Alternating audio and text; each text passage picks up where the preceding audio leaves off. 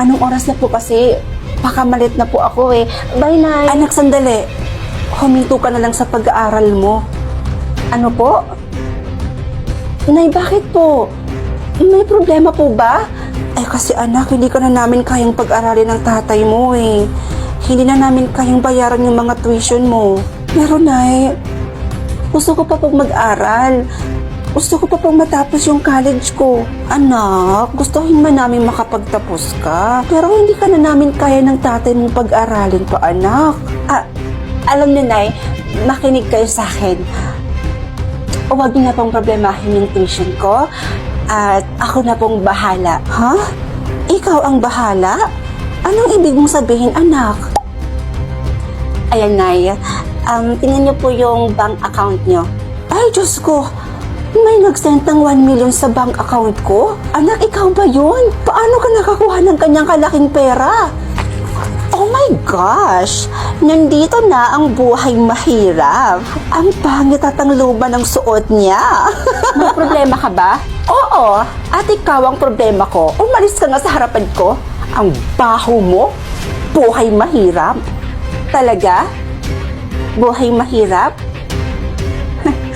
Baka mapanganga ka kapag nakita mo yung balance ko. Natural, mapapanganga talaga ako dahil 100 pesos lang ang laman ng balance mo. Okay, class. Pumunta kayo lahat sa hallway ko at lahat ng 50,000 pababa ang balance ay madadrop out. Ma'am, excuse me po. Ma'am, hindi naman po yata tama yan. Kasi kawawa naman po yung mga taong gustong makapagtapos ng pag-aaral nila. Ang sabihin mo, natatakot ka lang dahil hindi aabot sa 50,000 ang balance mo. Pwede ba manahimik ka? Hindi kita kinakausap pa. At alam mo, konting-konti na lang ipapakita ko na sa'yo yung balance ko. Nagining away pang mga murikat, oh. Lakaw na dito sa hallway ko. Ngayon na. Hoy, I have a challenge. Kapag mas mataas pa yung balance ko kaysa sa'yo, pagsisilbihan mo ako habang buhay. Sige, deal? Deal. I accept the challenge. Pero kapag ako ang nanalo, didilaan mo yung kifay ko. Yeah, kadiri! Are you sure? Siyempre, joke lang. Kapag ako ang nanalo, didilaan mo ang mga paa ko. Okay, deal! Alam ko naman talaga na ako ang mananalo dito.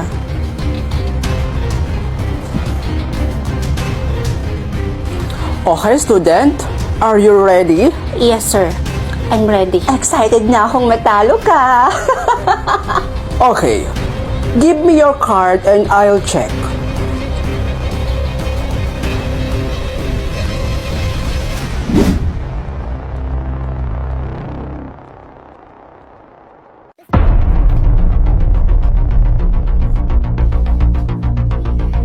Malayo naman yan.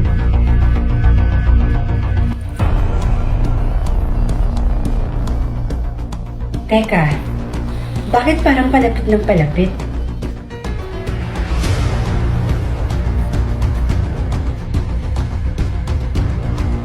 Ano? 3 miles na lang?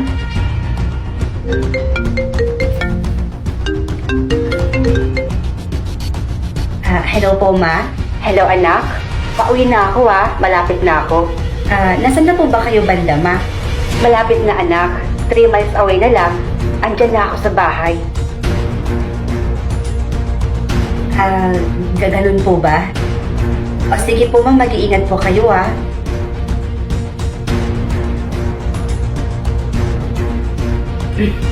Anak, nandito na ako.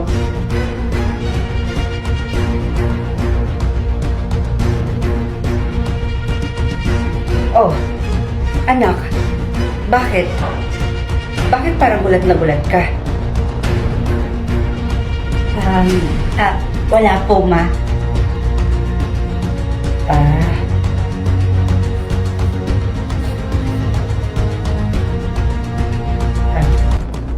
Anak, kamusta naman yung araw mo ngayon? Ayos lang naman po, ma. Medyo weird nga lang po eh. Bakit naman, anak? May nangyari ba?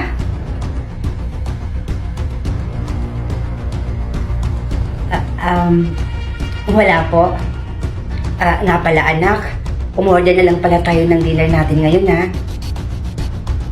Po? Bakit po, ma? Bakit po tayo order? Eh, di ba po Sunday po ngayon? Di ba po kapag Sunday po, nagluluto po kayo?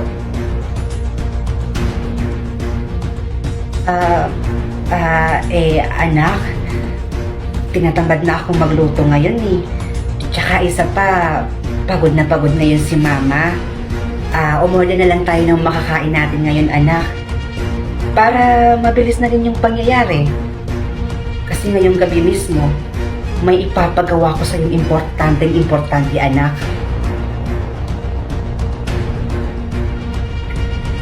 Ano pong ibig niyong sabihin, ma? Sorry po pero hindi ko po kayo maintindihan eh. Anak naman, ang dami mong tanong. Gawin mo na lang kung ano yung pinapagawa ko sa'yo. Sundin mo na lang. Umorder ka ng makakain natin para matapos na to.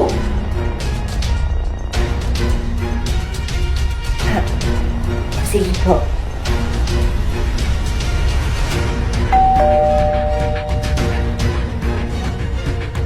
Sino kaya yun? Gabing-gabi na. Ma, baka yan na po yung in-order nating pagkain. Kukunin ko muna po, ha? Oo nga pala. O sige, nabilisan mo dun.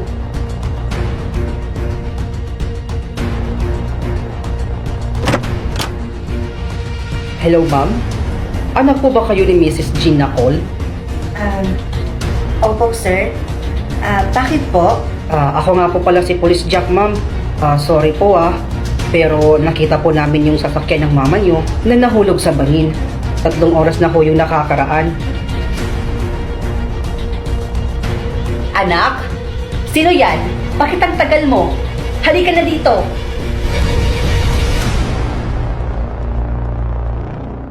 Oh, ano bes? Nakuha mo na ba yung ability mo? Wala pa rin eh. Ewan ko ba? Bakit hanggang ngayon wala pa rin yung sa akin? Eh di ba yung sa inyo kahapon lang? Tapos ang bilis niyo din nakuha? Eh ba't sa akin ang tagal? Antayin mo lang, besh. Baka mamaya pa talaga yan. Mainit ka naman masyado eh. Kaya nga.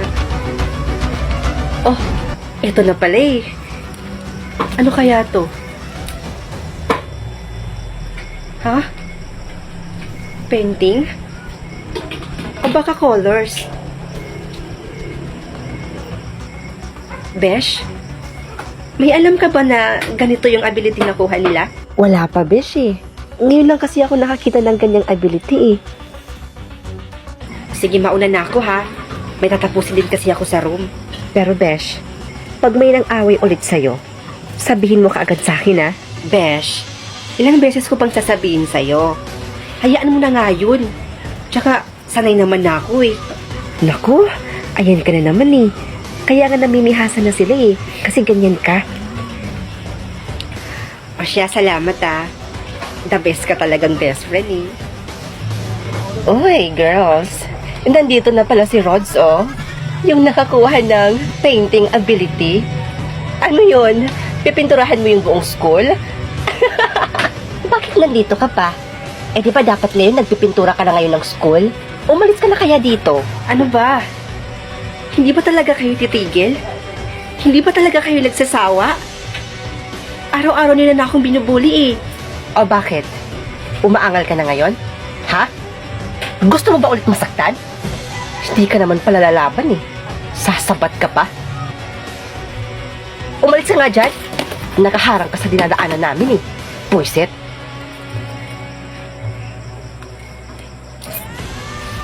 Hanggang kailan kaya nila ako igaganito? Kailan kaya sila titigil? Wala naman akong ibang ginagawa sa kanila eh. Mabait naman ako. Ha? Ano to?